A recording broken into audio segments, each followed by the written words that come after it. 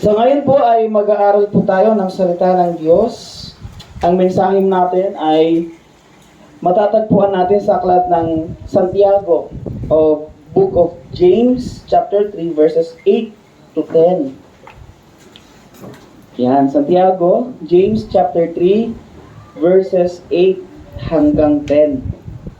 Salamat po sa inyong pagtayo bilang paggalang sa salita ng Diyos. Ang sabi po sa ating teksto, ngunit wala pang nakakapagpaamo sa dila. Ito ay kasamaang hindi mapigil at puno ng kamandag na nakamamatay. Ito ang ginagamit natin sa pagpupuri sa ating Panginoon at Ama. At ito rin ang ginagamit natin sa paglait sa taong nilalang na kalarawan ng Diyos. Sa iisang bibig nanggagaling ang pagpupuri at panlalait. Hindi ito dapat mangyari, mga kapatid. Purihin po ang pagkabasa ng salita ng Diyos. Amang banal, sa oras na ito, lumalapit kami sa iyong kabanalan. Nagpapasalamat at kami ngayon ay magkakasama sa araw na ito ng panambahan. Sinusuko namin ang aming buhay sa iyo sapagkat ito ang pinakamabuting magagawa namin doon. Nais namin ang kapangyarihan mo sa pamamagitan ng Holy Spirit at sa pamamagitan ng Word of God ay maranasan namin sa oras na ito. Anuman ang bumabagabag sa aming kalooban at gumugulo sa aming isipan, mga kabigatan na meron kami, Lord, ay isinusuko namin sa iyo sa pangalan ni Jesus. At maranasan namin ang pambihirang kilos, ang ministeryo ng Espiritu Santo. Ama, sa bawat sulok ng bulwagang ito, dalangin namin, O Diyos, ang kanyang pagdaloy, ang kanyang dakilang gawa. Hallelujah. Salamat po. At minsan pa, ang salita mo'y iyong hingahan at magdulot ito ng buhay sa bawat isa sa amin, Panginoon. Ama, maraming salamat po. Pinupuri ka namin sa oras na ito sa pangalan ni Jesus. Amen. Amen. Salamat po sa Panginoon. Inaasahan ko ang lahat tayo ay makikinig, no, ng Word of God, lalo na sa mga kabataan na nandiyan sa lugar na yan, no? Yan. At syempre, sa hindi na rin masyadong bata. Yan. May inihanda ang Lord na mensahe sa atin. Kasi may kinalaman sa worship, bilang nagpupuri. Yun yung nabasa natin sa ating teksto. Sa pamamagitan ng ating dila, nagpupuri tayo sa Diyos at Ama, sa Panginoon at sa Ama. Yun nga lang, nabasa rin natin na sa dilang ito rin nagmumula yung paglait natin sa ating kapwa. Kaya ang ating pag-aaralan ay mag-focus lang sa pagpupuri. Kasi ang sabi sa dulo ng ating text of Kuya RJ pa, lipat nga ng verse 10, ang sabi po sa Santiago chapter 3 verse 10, sa iisang bibig nanggagaling ang pagpupuri at panlalait. At take note, sinabi ng Diyos, hindi ito dapat mangyari. Amen? Nasa bibig mo, mula sa labi natin, lumalabas ang pagpupuri sa Diyos at ang paglait sa kapwa. Meaning, ang masasakit na salita at ang mga salitang papuri. Sabi ng Word of God, hindi ito dapat mangyari. So, ang dapat ay mga papuri ang lumalabas sa ating labi. Kaya yan ang pag-aaralan natin sa oras na ito, mga kapatid. Bilang nagpupuri. At alam nyo ba, na ito ay may malalim na mensahe o sermon. I have a sermon. Ito din po yung text ko. Kaso lang ang topic ay fire tongue. Kasi may mensahe ang Diyos at gustong sabihin sa ating lahat pagdating sa dila. Kaya pag-aralan natin sa araw na ito, pagkakaroon. Paano tayo magkakaroon ng dilang to na nagpupuri sa Diyos? Hindi dilang lumalait sa kapwa. Dila na masakit magsalita. Magbitaw ng salita. Lahat po tayo dito, hindi exempted. Kasi lahat tayo dito may dila. Lahat naman tayo dito nagsasalita. Meron lang may bulol yung mga bata natin. Buyoy. Sabi nga sa Facebook, wala pa tunay na buyoy. Pero lahat tayo subject dito sa mensaheng ito kasi lahat tayo nagpupuri sa Diyos. Amen? Sino dito ang nagpupuri sa Diyos? Sino dito ang lumalait sa kapwa? O, di ba? Okay. Wag na lang mag-play. Wag na lang din magturo. Panlalait yan. Okay, so magpatuloy tayo. Pag-aralan natin ang dila ng tao. Sabi ng Santiago chapter 3 verse 3 to 5, James chapter 3 verses 3 to 5. Kapag nilagyan ng renda ang bibig ng kabayo, ito'y napapasunod natin at napapabaling saan man natin naisin. Okay? Gayun din ang barko. Kahit na ito'y napakalaki at itinutulak ng malalakas na hangin, na ibabaling ito saan man naisin ng piloto sa pamamagitan ng napakaliit na timon. Itong dalawang halimbawang ito ay halimbawa ni Apostol Santiago para i-represent, ihalin tulad sa dila. Kaya sabi po ng verse 5, ganyan din ang dila ng tao. Maliit na bahagi lamang ng katawan, ngunit napakalaki ng mga ipinagyayabang. Isipin na lamang ninyo kung paano napapalagablab ng isang maliit na apoy ang isang malawak na kagubatan. Ang tindi po ng sinabi ng Word of God pagdating sa dila. Maliit lang siya na bahagi ng katawan natin. Pero, gamit natin ito sa pagsasalita. Tama ba? Lahat tayo, gamit natin yan sa pagsasalita. At paano siya inilarawan? Paano siya inilarawan ng Bible? Katulad siya ng renda ng kabayo. Alam niyo yung renda? Yung nakalagay sa kabayo, sa nguso niya, no? Pag yung kotsero ang tawag ba doon? Nagpapatakbo ng kabayo, di ba? Naibabaling yung kabayo kung saan niya gusto, kung ano sa kaliwa, sa kanan, kaya pinapahinto. Yung maliit na yon, maliit lang siya, pero kaya niyang kontrolin ang isang kabayo. At lalo na yung sa barko. Yung sinabi ni Santiago, napakalaki ng barko, pero yung maliit na timon, yun yung nasa likuran ng barko na gumaganyan. Yung maliit na yun, kaya niyang kontrolin ang barko kaliwa man o kanan. Kaya niya yung malaking barko, no? Ganyan inihalin tulad ang dila ng tao. Napakaliit na bahagi ng katawan pero ang laki ng kaya niyang gawin para kontrolin ka. Kontrolin ang buhay mo. Kaya hindi siya biro. Mga kapatid, napakahalaga nito.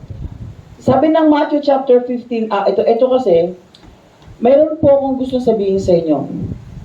Ang dila nga ba ang masama? Alam niyo po, kung pag-aaralan natin ng mabuti, ang dila ay bahagi ng katawan natin para makapagsalita tayo. Amen? For example, wala kang dila. So, hindi ka makapagsalita. Pero hindi ka na nga ba nakakapagsalita ng masama? Wala na nga ba talagang lumalabas sa'yo na panlalait? Mga kapatid, katulad ng timon, balik po tayo dun sa renda at sa timon. Renda ng kabayo at sa timon ng barko. Tingin kayo lahat sa akin saglit. Yung renda ng kabayo, kahit nakasalpak yan sa nguso ng kabayo, kahit may renda yan, kung walang magkukontrol dyan, walang magkukontrol sa kabayo. There is someone or something na katulad ng barko. Yung timon niya, kahit may timon yan para lumiko sa kaliwa o sa kanan, kung walang piloto, sabi kanina sa ating binasa, hindi rin yan liliko sa kaliwa at kanan. So parang instrumento lamang siya. No? Ganun din yung dila natin. Kaya kapatid, walang problema sa dila natin. Pero yung lumalabas na salita, dahil may dila ka, kung saan yan nagmula, doon may problema. Kasi, instrumento lang ang dila para makapagsalita ang tao. Kaya kung may problema doon sa source, yun yung lalabas sa labi mo. Ito yung isa, Matthew 15:18. Sabi diyan, ngunit ang lumalabas sa bibig, yung salita na lumalabas sa bibig ng tao, dahil may dila siya, ay nagmula sa puso. Saan daw po nagmula? Sa puso. Ito ang nagpaparumi sa kanya sa paningin ng Diyos. Ang dila ba? No. Pero ang dila kasi ang gamit mo para makapagsalita ka. Pero yung lumabas sa bibig mo, ang sabi ng Panginoong Jesus, Mateo yan, si Jesus ang nagsasalita dyan. Ang sabi ni Jesus, yung lumabas sa labi mo, kasi may dila ka, nakakapagsalita ka. Yung lumabas dyan ay nagmula sa puso. Saan po? Sa puso. Puso. Kaya tandaan natin, ito yung source. Kung ano ang laman ng puso mo, yun yung lalabas sa bibig mo. Ang sabi ni Jesus, kung marumi, ito yung lumalabas sa bibig natin. Marumi din. Kaya napakahalaga mga kapatid, sa pagharap natin sa Diyos, lagi nating isuko ang ating puso. Lagi nating ipanalangin yung linisin ng Diyos, yung karumihan nito. Nagpipray ba tayo? Ha? Sa pag-worship tayo kay God, no? Pag sumasamba tayo kay Lord, nagpipray tayo. Kasi humaharap tayo sa Diyos at hindi tayo pwedeng magkunwari. Nakikita niya ang laman ng puso mo. Nakikita ng Diyos kung ano ang meron dyan. Kaya kung sa pagtayo mo at pagsamba sa Diyos ay marumi ang puso mo, tama ang sinabi at nangyari siya sa iyo na sa isang labi lumalabas ang papuri at pag-alimura. Okay, may sinabi pa po dyan sa Romans chapter 12. Mahalaga po ito. Romans chapter 12 verse 2. Huwag kayong makiayon sa takbo ng mundong ito. Sa halip, hayaan ninyong baguhin ng Diyos ang inyong isip upang maunawaan ninyo ang kanyang kalooban. Sa gayon, magagawa ninyo kung ano ang mabuti, kalugod-lugod at ganap na kalooban ng Diyos. Okay, this time, yung pangalawa na gusto ko pong i-share sa inyo na nakaka-apekto sa lumalabas sa ating labi ay kung ano ang laman ng ating isip. So, hindi lang puso. Kaya ang sabi ng Panginoon sa pamamagitan ni Apostol Pablo, dapat magbago tayo ng isip. Huwag tayong tumulad sa isip ng mga tao ng sanlibutan. Ang sabi, huwag kayong makiayon sa takbo ng mundong ito. Maghayaan ninyong baguhin ng Diyos ang inyong pag-iisip upang maunawaan ninyo ang kanyang kalooban. Ang sabi diyan, ang kailangan magkaroon ka ay bagong isip. Ano ba ang isip ng sanlibutan? Ano ba ang takbo ng sanlibutan? Yan ba ang nakikita sa iyo? Kasi kapatid, kung yan ang nasa isipan mo, lalabas yan sa labi mo. Yan ang maririnig sa iyo. Yan yung dalawang napakahalagang bagay na nakaka-apekto. Kaya nga may verse po sa Proverbs, mababasa natin yan, 15. Proverbs 15:2. Sa Amplified Translation sana, no? Yan. Proverbs 15:2. The tongue of the wise speaks knowledge, and that is pleasing and acceptable. Ang dila ng matalino ay nagsasalita ng karunungan.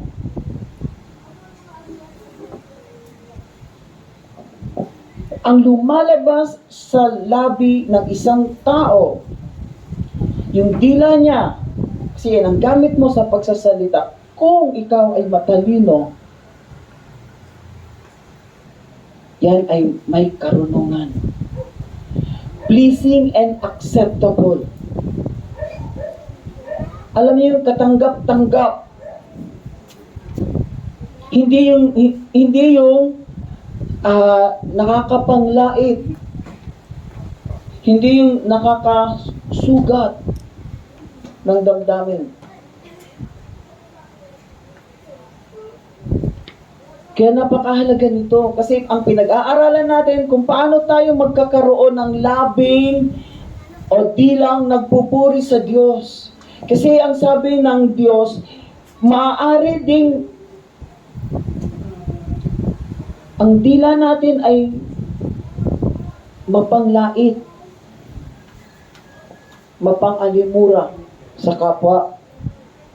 Eh hindi nga dapat mangyari yun.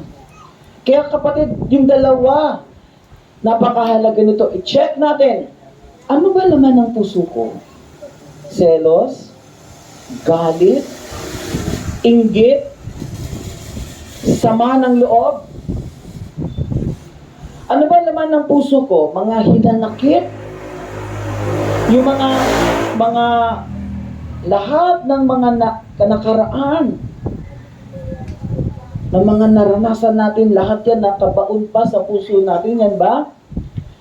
Huwag kang magtaka kung ang lumalabas sa bibig mo, kahit sa ordinaryong pakikipag-usap lang, ay ang galit mo, sama ng loob mo, selos mo. Lagi na lang may touch of inis yung mga salita mo.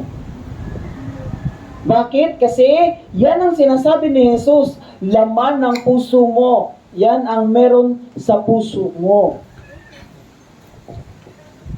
Ano naman yung nasa isipan natin? Sabi kasi ni Pablo kanina, mga bagay at mga takbuhin ng sanlibutan. Trends, uso na meron ng sanlibutan. Kung yan naman ang nasa isipan mo, hindi tayo pwede magpahuli. Ito ang uso. TikTok, ito yung trend, ito yung OOTD. Tama ba yan? OOTD. Hindi tayo nagpapahuli sa mga latest. Ganyan, no? Hindi ka nagpapahuli, lalo na sa multimedia, no? Angelo, no? Tsaka Simon. Lagi nating pinapakinggan yan, no? Lagi tayo updated sa Facebook. Yan ba ang lahat ng laman ng isipan natin? Kaya mga kapatid, yan din yung lumalabas sa labi natin. Laging kwentuhan sa isang sulok, laging nagiging kwentuhan sa isang tabi. Na nasa gawain ka na ng Panginoon, ang pinagkukwentuhan nyo pa sa libutan. School, trabaho, kapitbahay, trends, Facebook feeds, reels, lahat. TikTok. Nasa oras ka na ng pagsamba. Paano yan? Kasi lahat ang laman ng isip mo. Sorry, hindi ko lang naisama dito. Yung mensahe sa kagabi sa worship team, yung word of God nila, napakaganda. Yung binigay ni Lord. Sabi ni Haring David, create in me a clean heart and renew a right spirit within me. Ang sabi ni David, likhaan mo ako ng bagong puso. isang pusong tapat ang sa akin likhain at bigyan mo ako ng bagong damdamin. Bakit kaya yun? Bakit kaya yun ang prayer ni David? Yun yung worship ni David kay God. Kasi alam niya kung ano ang laman ng puso niya. Alam niya kung madumi ang laman ng puso niya, kung maraming bumabagabag at mali sa puso niya. Katulad mo, alam mo yan kung ano ang laman ng puso mo at hindi tayo pwedeng magkunwari sa Diyos, sa harapan ng Diyos. Yung mensahe niya kagabi, alam niyo ba na yan minsan ang hindi mo alam, yan minsan ang kailangan mong malaman na susi. Kasi, kailangan mo ng bagong damdamin. Kasi yung damdamin mo, yung laman ng puso mo, parang yun na lang ng yun lagi. Ang bigat, hindi na nagbago. Ito lang naman. Church, tapos uwi bahay, pasok school, pasok trabaho. Ito na naman ang problema. Ito na. Parang, wala na yun na lang ng yun, lagi na lang ng laging yun. Where in fact, pwede naman pala siyang magbago. Pwede naman magkaroon ng bagong damdamin. Ang prayer lang, likhaan ka ng Diyos ng bagong puso. Eh bakit? Aalisin niya ba yung puso mo tapos bibigyan ka ng bagong puso? Hindi ganon. Yan din yung puso niyon. Yun lang, yung puso mo, ang dati mong puso may galit. Ang dati mong puso may sama ng loob. Ang prayer mo kay God, likhaan mo ko ng bagong puso. And this time, Lord, wala nang galit. Wala nang sama ng loob. Ganyan. Lord, kunin mo lahat ito sa akin, Lord. Once na nangyari yan, kapatid, magugulat ka. Magkakaroon ka ng bagong damdamin. Pag nagkaroon ka ng bagong damdamin, magkakaroon ka ng bagong perspective, bagong pananaw, bagong paningin, bagong lakas. Yan ang kailangan mo. Yan ang kailangan natin. Lalabas sa ating labi kung ano yung nasa loob at laman ng ating puso. Kaya gusto mo bang magkaroon ng dilang nagpupuri sa Diyos? Ano ang laman ng puso mo? Ano ngayon ang tumatakbo sa isip mo? Kapatid, katulad ni Haring David, isuko natin yan sa Diyos. Kasi, alam mo ba na para sa iyo, yung pagsamba na ginagawa mo sa Diyos ay pakinabang mo. Hindi mababawasan ang pagiging Diyos ng Diyos kung hindi ka sasamba sa Kanya. Pero sasabihin ko sa iyo, kulang na kulang ka sa buhay mo. Pag hindi mo naranasan ang presensya ng Diyos. Inuulit ko, hindi mababawasan ang pagiging Diyos ng Diyos. Pero ikaw, tayo bilang anak ng Diyos, kulang na kulang tayo kapag hindi natin naranasan ang Diyos. Kaya napakahalaga, kapatid, yung labing nagpupuri. Kasi nakalagay yan sa Bible. Very specific yan. Sabi po ng Acts chapter 2 verse 26. Therefore my heart rejoiced and my tongue exalted exceedingly. Ang kanyang labi, ang kanyang dila.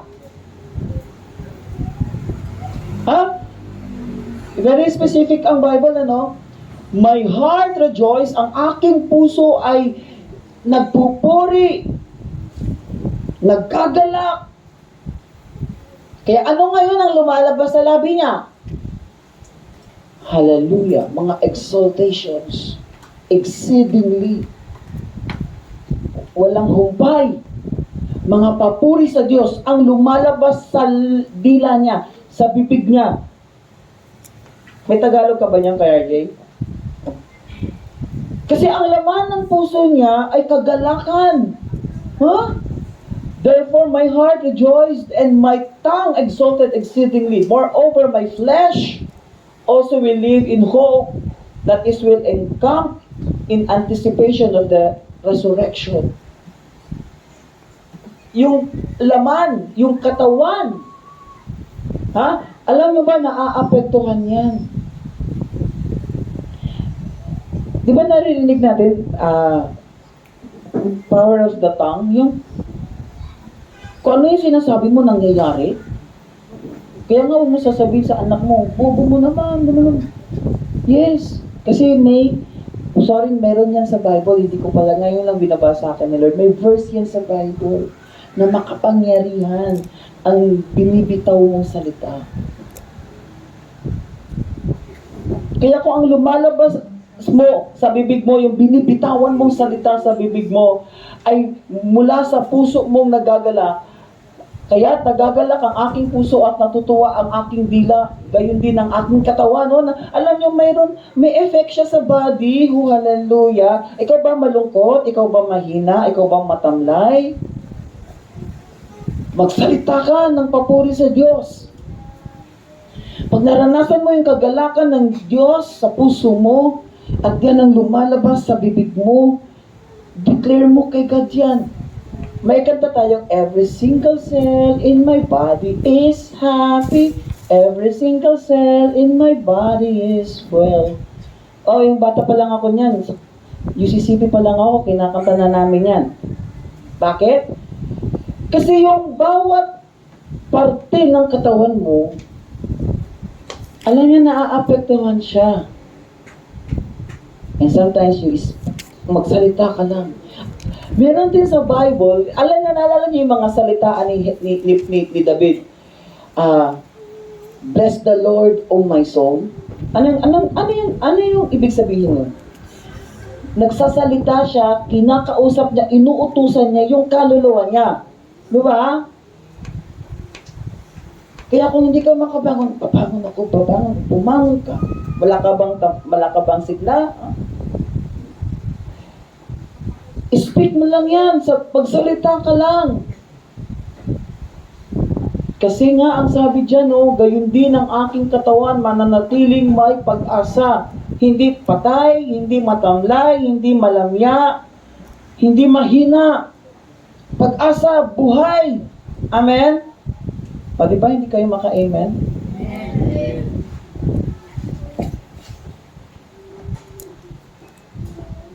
May kinalaman yan. Ang puso at isipan mo sa lumalabas na salita sa bibig mo kasi may dila ka.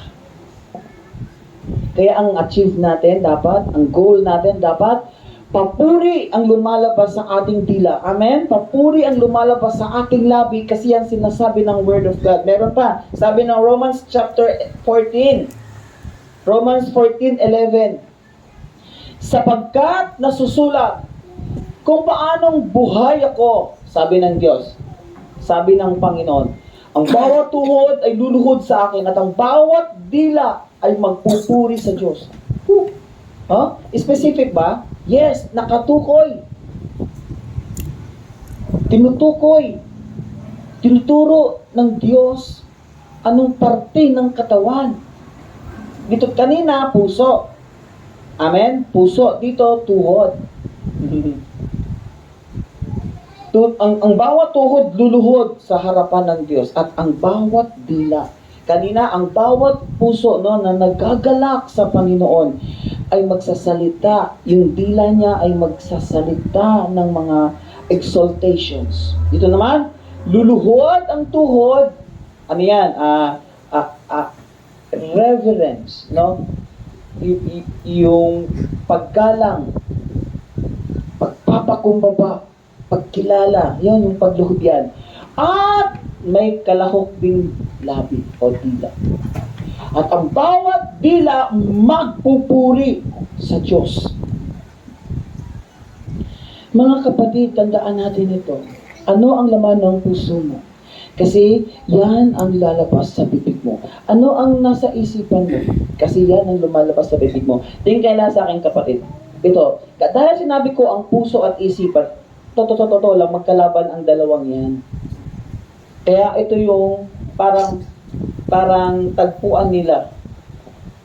Sinasabi na puso mo, sumamba ka sa Diyos. Sinasabi ng isipan mo, masama ang panahon. Huwag ka na lumabas. So, anong lalabas ng labi mo? Susunod lang ako atin kasi masama ang panahon. O, ano ang nagtagumpay? Ang isip. Amen? No, Kyle? Psst. Busy? Itong dalawang to, sabi kasi ni Pastor, yan pala ang nakaka-apekto sa lumalabas sa bibig. Yes. Kaya nga, speak it out. Sabihin mo yan. No. Tatayo ako, sasamba ako kahit masama ang panahon. Kasi dinidikta sa isipan mo, ang laman ng isipan mo, yung ano ang meron sa mundong to. Ay, pahinga ka na lang. Kinat nga yung classes, wala nga ang pasok kasi masama ang panahon. Tapos pupunta ka sa gawa. Ay, huwag na lang. Yan ang takbo ng sanlibutan. Pero yung sa puso mo, nandiyan yung Holy Spirit. Ano ba yung kalooban ng Diyos? Nagsasalita din niya. So kung ano yung lalabas sa bibig mo, yun ang mangyayari. Pag sinabi mo, masama ang pakiramdam ko, hindi na lang muna ako. Ayan lang ang hinihintay ng Diablo. Alam niyo ba ang Diablo hindi marunong magbasa ng isip? Hindi niya kayang magbasa ng puso? Hindi siya ganun makapangyarihan. Pero bakit parang alam niya ang laman ng puso mo? Bakit alam niya ang laman ng isip mo? Listen, may tinuturo si Lord. Listen, hindi nakakabasa ng isip ang Diablo. Hindi nakakabasa ng puso ang Diablo. Pero bakit ang talino niya? Alam niya kung ano ang laman ng puso mo. Alam niya kung ano ang laman ng isip mo. Bakit? Kasi binabantayan niya yung lumalabas sa bibig mo. Once na sinabi mo na, wag na naman. Ay, ganyan na naman siya. Ay, Diyos ko, hindi bingi ang Diablo. Yung maliit na yan, na may halong pagdududa, sasakyanan niya yan, dadagdagan niya, ito pala yung nasa isipan, ito pala yung gumugulo sa puso't isipan niya, magtatrabaho na yan, triple. Para yung maliit lang na pagdududa mo, yung maliit lang na sama ng loob mo, yung maliit lang na kahinaan mo, lumaki ng lumaki ng lumaki. O ngayon, kung ganito ka, sabi ng Holy Spirit sa puso mo, ito yung kalooban ng Diyos. Ito naman ang sinasabi ng sanlibutan na nasa isipan mo. Huwag ganyan-ganyan.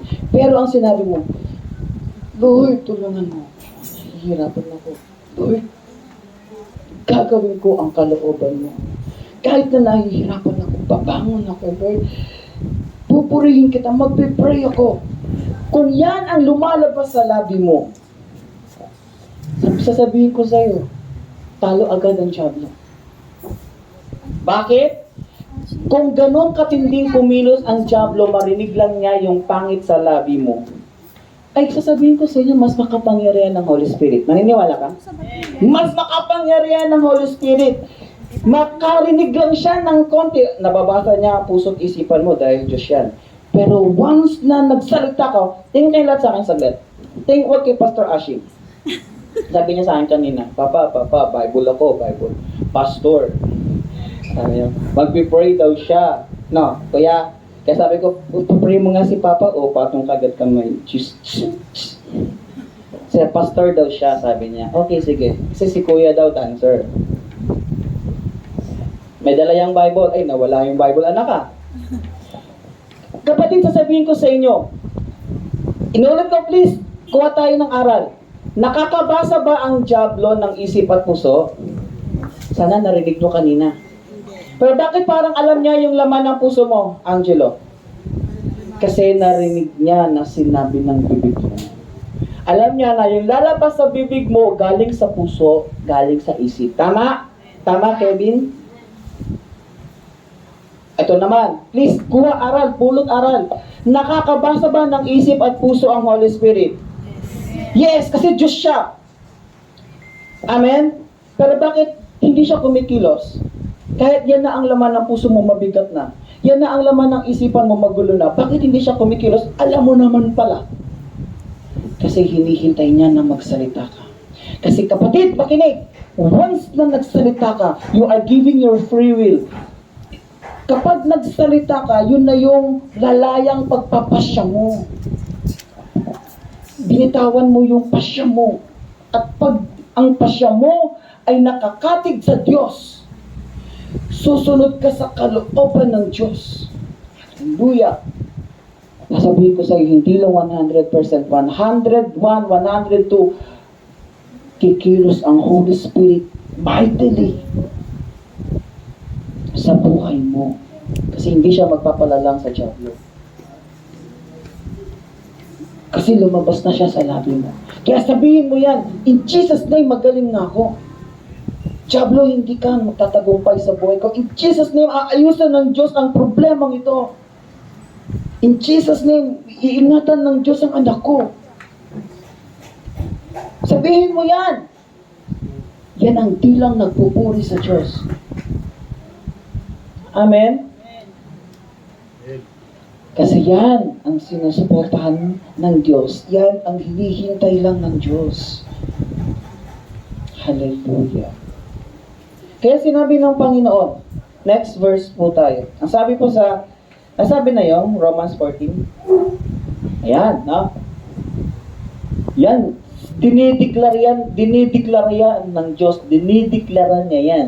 So, He declares. Hallelujah. Every knee will bow and every tongue will confess. Amen? Okay. Ang sabi po ng Romans chapter 8 verse 13. For if you are living, ikaw ay nabubuhay according to the impulse of the flesh. According to the flesh. Ano po, Amplified Bible po ito. According to the flesh. Kung ikaw ay nabubuhay sa laman, makasalanan. Okay? Masama. Kung nabubuhay ka ng ganyan, you are going to die. Hindi yan mabuti. Kasi ikakamatay mo yan.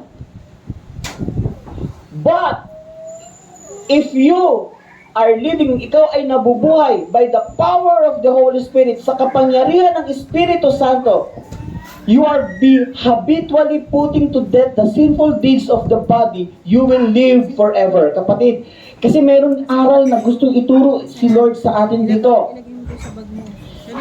Yung pangalawa, ngunit kung ikaw naman ay nabubuhay sa kapangyarihan.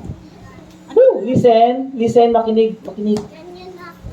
Kung nabubuhay ka ngayon sa kapangyarihan ng Holy Spirit, ang sabi dyan, and you are habitually putting to death the sinful deeds. Ikaw mismo, pag sinabing habitually, continually, parang habit, nakaugalian mo na, ganon. Ano yon? Yung pinapatay mo, you are putting into death. You are putting to death. Pinapatay mo ang makasalanang gawa ng laman. Okay. Kapatid, may Tagalog ka ba nito, Kuya RJ? Ang hirap ng English eh. Pero alam ko naman siya ituro. Sabi, sapagkat kung mamumuhay kayo ayon sa laman, kayo ay mamamatay. O, di ba tama din kanina sinabi ko? Subalit, kung sa pamamagitan ng Espiritu ay pinapatay ninyo, yun ang gusto ko kasing word eh. Pinapatay ninyo. Tanongin ko kayo, sagot kayo ha. Sino po yung pumapatay? Okay, nalito kayo. Subalit, kung sa pamamagitan ng Espiritu ay pinapatay ninyo, sino po yung gumagawa ng act? Para pumatay? Tayo. Very good. Amen? Pero, yung gamit mong kapangyarihan ay ang Espiritu Santo. Amen? Okay. Ang pinapatay gawa ng laman ay mabubuhay kayo. Kapatid, tingin kayo lahat sa akin, ang dila ay laman. Amen? Yung lumalabas dyan ay kung ano yung nasa loob ng puso at isip mo. Kung ang nasa puso mo ay makalaman at ang lahat ng nasa isip mo makasanlibutan, ang lalabas sa labi mo makalaman. Nandiyan yung mura, nandiyan yung paglait, nandiyan yung paghuhusga, nandiyan yung mabastos na mga salita. Naghahabi ka ng mga kwentong hindi tama. Gustong-gusto mo yung panagtatawanan ng ibang tao o gustong-gusto mong mag-ambag sa mga kwentuang hindi naman maganda at tama. Gusto niyo yan? Kapatid, kung hindi ka umiiwas sa mga ganyang usapan at kwentuhan, baka gusto mo yan at yan ang laman ng puso at isip mo. Ayoko yun. Kasi ako po, dadami ko na si Papa Roger, nasa grupo kami ng lugar ng mga taong makasanlibutan. Makinig, mag-share ako. No? Di ba gusto niyo ng chismis? Chismisan tayo. Ako po talaga, para akong sinisilaban. Sinashare ko sa inyo totoo, naiinis ako at para akong hindi mapakali. Kapag ang naririnig ko sa paligid ko ay puro mga kwentuhan, mga salitang makasanlibutan. Bastos, mura, lahat na lang ng kwento may mura. Tapos wala kang maririnig na salita, kundi puro reklamo, hinaing, sama ng loob. Gusto mo yan? Nag-e-enjoy ka? Kasi kung i-observe ko lahat ng nakapaligid sa akin, nag-e-enjoy. May kanya-kanyang ambag. Hindi magpapakuli. May kwento rin. May hugot din. Ako may ambag ako? Wala akong makaambag. Naiinis ako. Ayoko, para ako nanghihina. Yun ang totoo. Ina-observe ko si Papa Roger. Kasi kasama din siya sa grupong yon. At ang daming ambag ni Papa. Hindi naman kami manalo-nalo. Not yet. Kasi Papa nagtatanggol yan. Sasalita yan na, ito yung tama. Ganun. Gawin lang natin kung ano yung tama. Si Papa nagpipray yan bago mag-drive. Going, gano'n. Hindi siya nahihiya. Naririnig siya ng mga nagmumura, ng mga nagchichismosa, ng mga nagsasalita ng pangit na salita. Hindi siya nahihiya. Kahit nagkukwentuhan sila na, ninigarilyo sila dyan sa kapaligiran, pag umalis si Papa, nag-pray siya. At ang prayer niya hindi sa isip. Ang prayer niya sa labi. Diyos ko Lord, ingatan mo kami. Pangin nga lang mga 15 minutes. Maiinis ka na. Alis na pa. Alis na, malilate na tayo. Lord, sa pangalan ni Jesus. Tapos yung aming pupuntahan, ingatan mo kami. Akala mo tapos kami. Ako na kaya tatapak ng silin niya doon. Yun lang. Sobrang haba. Pero hindi siya nagsasalit. Hindi siya nahihiya. Pinaparinig niya yung prayer niya. At doon, bless ako siya. Kasi mga kapatid, balik tayo dito. Ikaw, sa iyong pagpapasya, gagawin mo yung pagpatay. Hindi natatakot yung Bible, Pwede kang pumatay. Sabi sa habitually put into death. Put to death. Patayin mo talaga. Sa Tagalog, sa pamamagitan ng Espiritu, pinapatay ninyo. Bakit ganun ka-harsh yung Word of God? Yes, kasi kailangan mong patay. Ano ibig sabihin imaw ng patay? Ang pag sinabing patay, may naghiwalay. May naghiwalay. Okay? Aral tayo. Alam niyo yan dapat. Pag may patay, may naghiwalay. For example, may bangkay. May patay? So ano ang naghiwalay doon? Yung kaluluwa at espiritu sa katawan. Okay? Yung relasyon na naghiwalay na. 'Di ba sabi patay na yung relasyon na yon? Kasi nga may naghiwalay. Kapag sinabi mong pinapatay ninyo, ikaw yung kusa na naghihiwalay. Sa pangalan ni Jesus, kasi Holy Spirit yan sa power ni God through the Holy Spirit in the name of Jesus. Hinihiwalay mo ang sarili mo sa gawa ng laman. Tama ba? Yes, mga gawa ng laman. Kasi nasa laman tayo, may dila ka, may dila ako, may dila din yung kapitbahay mong chismoso. May dila din yung kapitbahay mo, teacher mo, schoolmates mo, kasama mo sa trabaho. So yun ang difference natin sa kanila. Well, ako, yung dila ko, yung laman na yan. sa pamamagitan ng Holy Spirit. Hinihiwalay ko sa lahat ng gawa ng laman, lahat ng takbo ng sanlibutan, isip at anumang mga meron ng sanlibutan at anumang meron sa puso, galit, sama ng loob, lahat yan. Lord, ihiwalay mo ako in Jesus' name. Ikaw yun, hindi pwedeng ang Diyos ang gagawa niyan sa'yo. Hindi talaga. Minsan naging prayer ko na yan, Lord, bakit kasi hindi na lang ikaw? Kasi ako lagi na lang palpa, lagi na lang, talo na naman, bigo na naman, bakit hindi na lang ikaw? Okay naman ako eh. Yung bang, parang isang araw mag-magic na lang, na maglaho na lang, ganon. Bakit isang linggo na nandyan pa, isang buwan na nariyan pa? Pinagpipray ko naman. Eh kasi nga, ang gusto ng Diyos, ikaw yung mag-initiate ng action. Do it yourself. Patayin mo siya sa pamamagitan ng Espiritu Santo. Amen? Napakahalaga nun.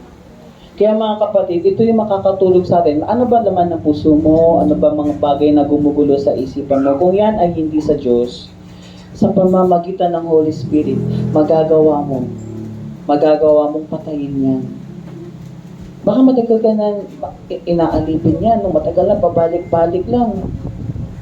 Pag nasa church ka, okay ka, pero pag nakauwi ka na sa bahay, balik ka na sa school, balik ka naman sa trabaho, parang bumalik lang din ang lahat. Eh kasi nga, hindi naman talaga kaya ng demonyo samahan ka sa gawain ng Panginoon eh.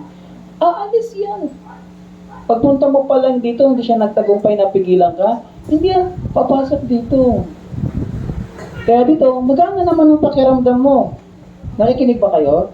Yes, masaya ka na naman. Parang may natanggal na mabigat sa puso ko, Pastor. Praise the Lord. Eh, paano kasi naghihintay lang siya sa labas?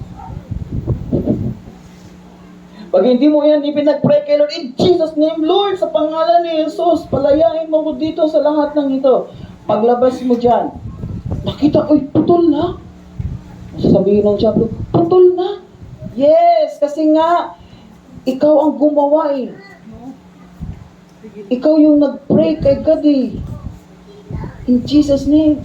Pero kung hindi mo yan ipinag-pray at hindi ka nag-pray, naputulin yan, patayin yan. Pagbalik lang din, mayroong tawag doon, ay rightful. Ang tawag doon, Pastor Archie, kalimutan ko yung salita. May karapatan ang Diablo na pumasok sa iyo, guluhin ka kasi may permissive will, right of entry, point of entry. Kalimutan ko yung salita, sorry. Kasi hindi mo tinanggal sa puso mo yung point of entry ng Diablo. Paglabas mo, pasok lang din siya kahit hindi siya magpaalam sa iyo, papasok ako.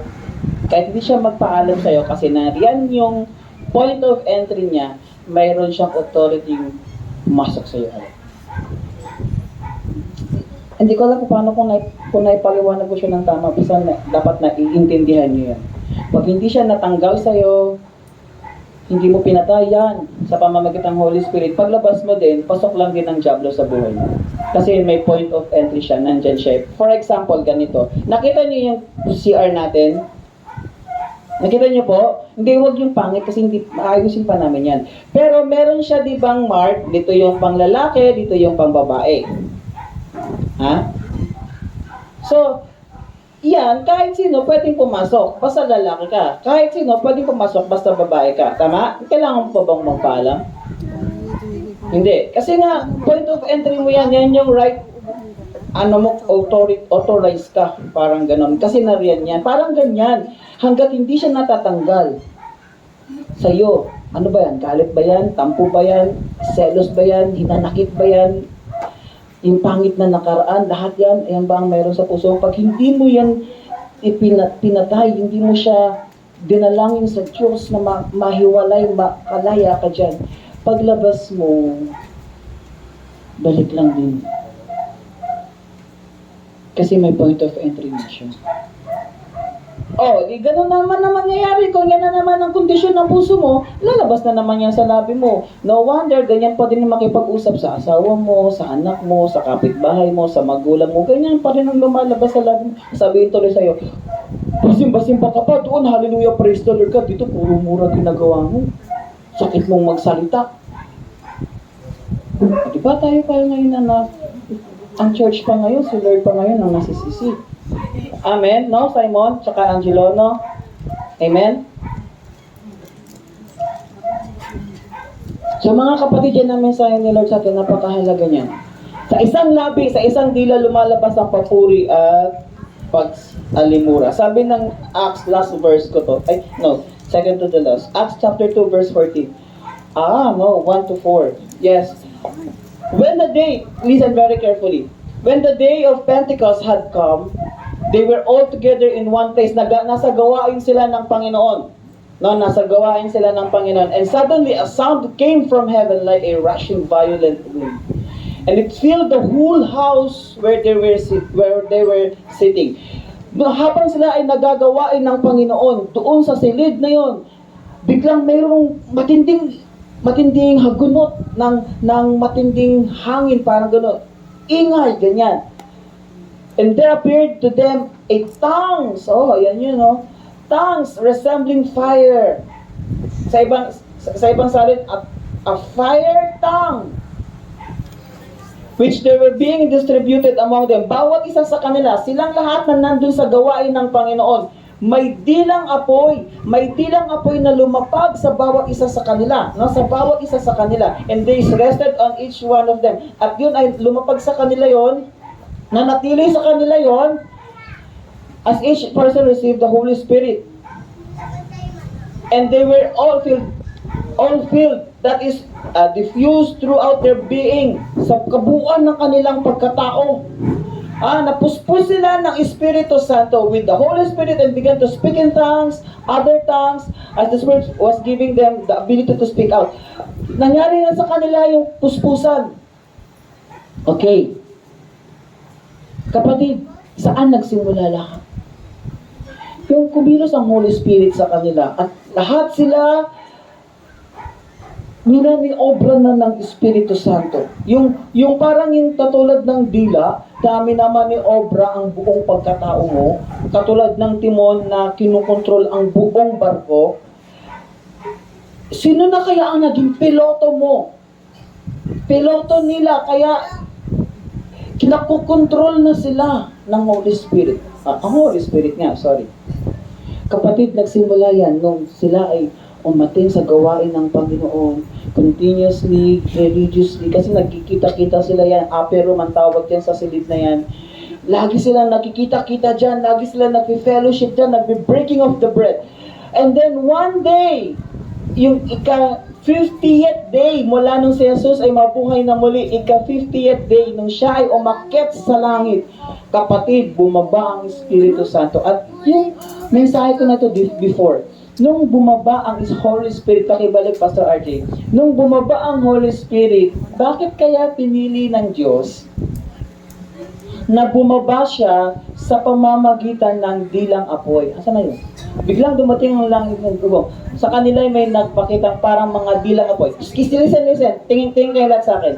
Ang sabi, nung bumaba ng Holy Spirit, may nagpakitang parang mga dilang apoy na nahahati at lumalapag sa bawat isa sa kanila.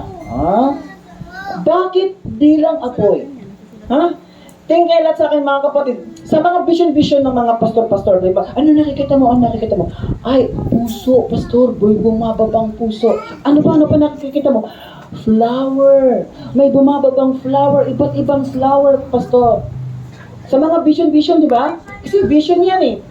Ano nakikita sa mga vision? Ay, may patola. Ay, prutas, gulay. Ano tawag doon? Basket.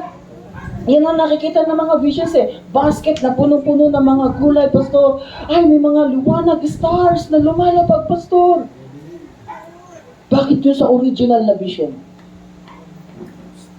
Dito ba may nakakakita ng vision na, may nakita akong dila, pastor?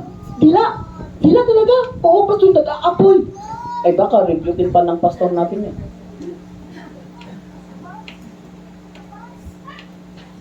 Sabi mo yan, ako. Rebukin mo yan. Pero sa totoo lang, sa manifestation ng Holy Spirit, sa vision na pinapakita ng Holy Spirit. Bakit nila? Bakit hindi na lang lumapag sa kanila ang pusong nag-aapoy? Bakit hindi na lang puso? Bakit sa dami-rami ng katawan ng tao, yan pa ang pinili ng Diyos?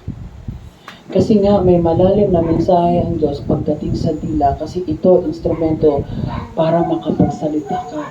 Para may lumabas na salita sa bibig mo, mangusap at makipag-usap. Tama? Hindi siya literal na dila, kaya kahit pipi ka, pwedeng may lumabas na salita sa'yo, pwede kang magpahayag. Amen?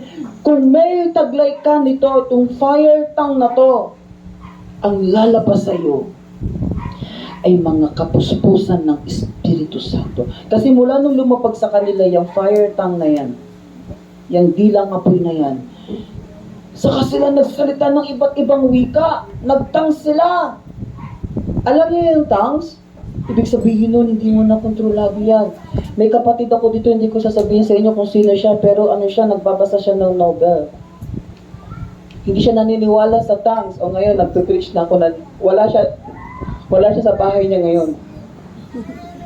Ewan ba niya sa buhay niya, bakit habang nagbabasa daw siya ng Nobel, wala naman siya kinalaman sa gawain ng Panginoon o sa pag-uusap ng gabing yun. Bakit bigla na lang, gumagano na lang siya, hindi niya naintindihan. Hindi naman siya nag-worship, hindi naman siya nag-pray. At unang-una, hindi siya naniniwala sa tongues. Hallelujah! O bigla siyang nag-tongues nung gabing yun. Na hindi niya naintindihan. Ikaw, kailan ka nag-tongues? Di ba pa nasa gawain ka ng Panginoon? Ay, wala sa gawain ng Panginoon yun. Ibig sabihin, biblically speaking, totoo at nangyayari yan. Diba? Kaya na nag-tongues siya, naniwala na siya eh. Na totoo talaga pala ang tongues, hindi gawa-gawa. Hindi yan gawa-gawa. Kasi pag tongues, hindi mo nakasabi niya, hindi ko siya makontrol. Tumigas yung din ako, sabi ni Michelle. Ay, sorry. Alam niya naman, gano'ng kaarte yan. Nagbabasa siya ng Nobel sa kwarto niya. Biglang nag-tongues. Titigas yung ay nako, pag nag-tongues ka kapatid, sasabihin ko sa'yo, wala na, hindi mo na kasi ang kontrolado. Alam mo yung, ang tongues pa ganito, normal ang takbo ng isip mo, hindi ka nababaliw.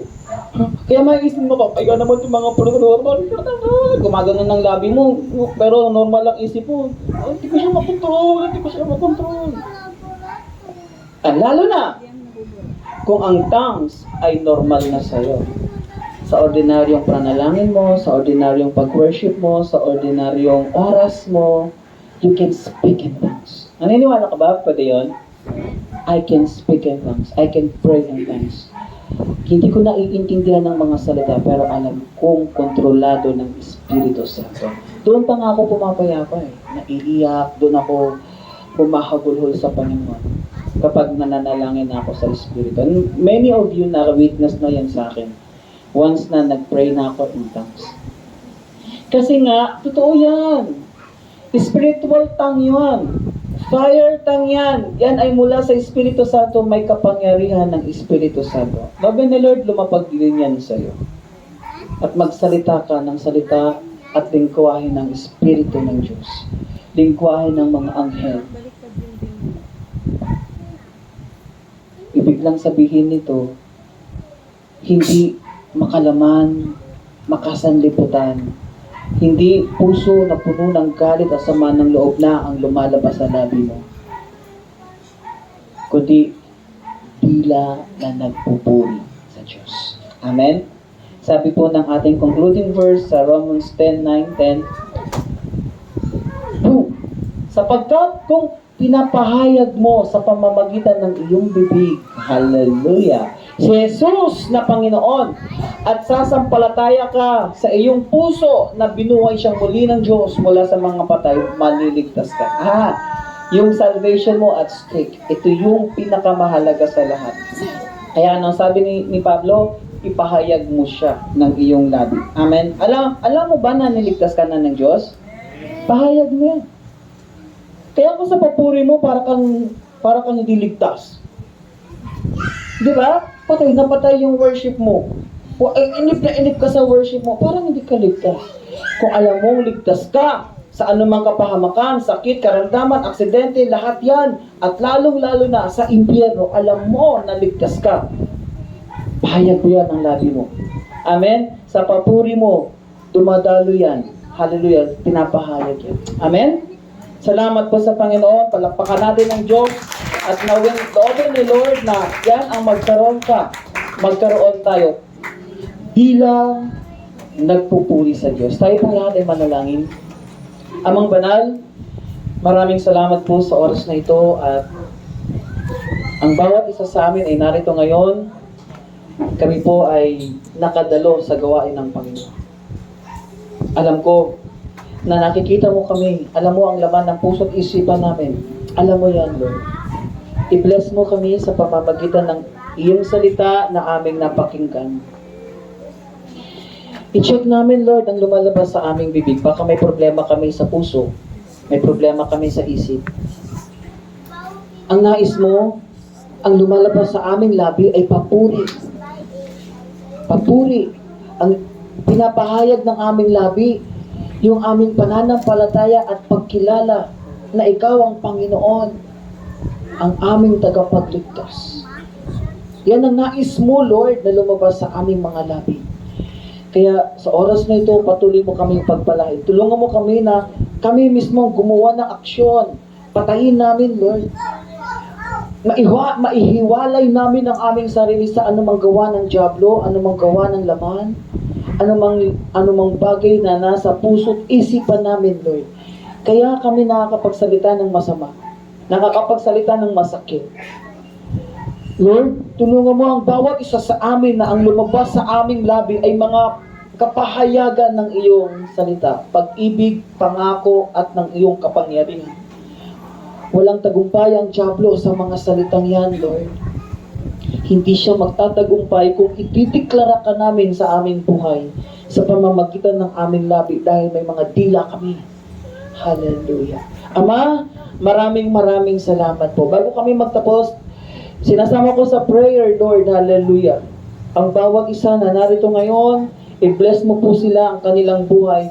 Lalo na, Lord, ang mga nagsiselebrate ng kanilang kaarawan. Lord, i-bless mo po lahat ng mga nag-celebrate na nitong nakaraang September. Pagpalain mo po ang buhay nila, Lord. Hindi namin ito lagi nagagawa na mag-pray personally para sa kanila.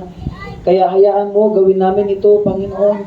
Pagpalain mo ang bawat isa sa panibagong taon ng kanilang buhay. Tagumpay mula sa iyo sa anumang pagsubok at hamon na kanilang haharapin sa bagong taon na ito. Ang katapatan mo ay manatili at mag-ibayo pa sa kanilang buhay sa bagong taong ito. At ngayon, natas ko sa iyo si Nanay Glo. Hallelujah. Salamat po dahil kasama namin siya sa napakahalagang araw na to ng buhay niya. Isa siyang buhay na patotoo sa aming lahat. Kaya dalangin kong pagpalain mo po siya sa panibagong taon na ito ng buhay niya. Magpahayag ka, Panginoon, ang kalakasan, kalusugan, kaligtasan na mula sa iyo.